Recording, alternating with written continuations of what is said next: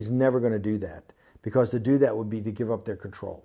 Right. And so what we have to start thinking about is a decoupling of these two economies. And in decoupling, the Chinese economy under the CCP is going to collapse.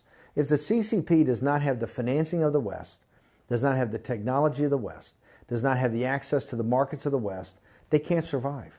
They can't survive. The math is quite straightforward on this.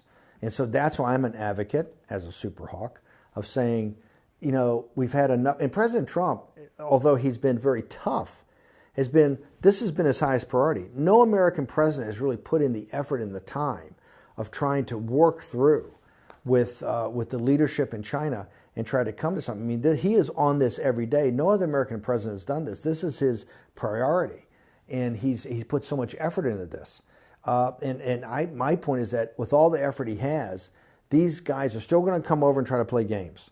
And you're going to see that they're not serious. And the reason they're not serious at the end of the day, and President Trump's given them enough rope to hang themselves, is because they want an iron grip, because they're a totalitarian regime. They're not, they're not open. Unlike what Michael Bloomberg says, they're not open to what their citizens have to say, because the citizens have no rights and they don't own any property.